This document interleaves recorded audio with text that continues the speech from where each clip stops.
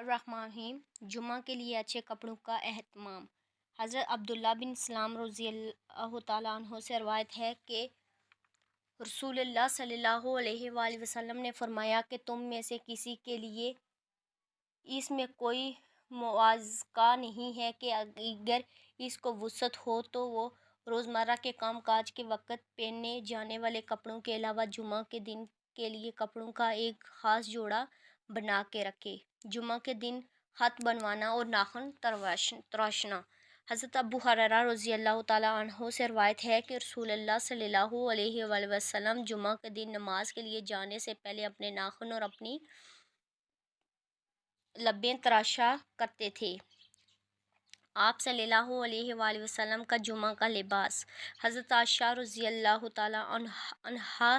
سے روایت ہے کہ رسول اللہ صلی اللہ علیہ وآلہ وسلم کا ایک خاص جوڑا تھا جو آپ صلی اللہ علیہ وآلہ وسلم جمعہ کے دن پہنا کرتے تھے، اور جب آپ صلی اللہ علیہ وآلہ وسلم نماز سے فارغ ہو کر تشریف لاتے تو ہم اس کو تہہ کر کے رکھ دیتے تھے اور پھر اگلے جمعے ہی نکالنا تھا۔ حضور اکرم صلی اللہ علیہ وآلہ وسلم کا لباس عادتاً چادر، رومال اور سیاہ کپڑا تھا، لیکن حضرت عمر بن حریث رضی اللہ عنہ مروی ہے کہ نبی کریم صلی اللہ علیہ وسلم اس حال میں خطبہ فرماتے تھے کہ آپ صلی اللہ علیہ وسلم کے سر پر سیاہ عمامہ ہوتا تھا اور آپ اس کا شملہ اپنے دونوں کندھوں پر کے درمیان لیے ہوتے تھے۔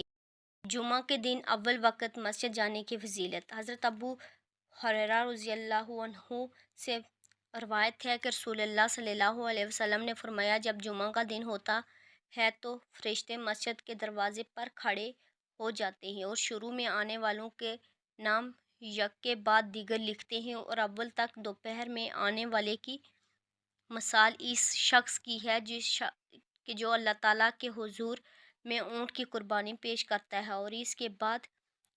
دوم نمبر آنے والے کی مثال اس شخص کی ہے جو گائے کی قربانی پیش کرتا ہے، اور اس کے بعد آنے والے کی مثال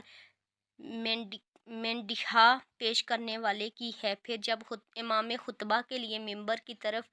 جاتا ہے تو یہ فرشتے اپنے لکھنے کے دفتر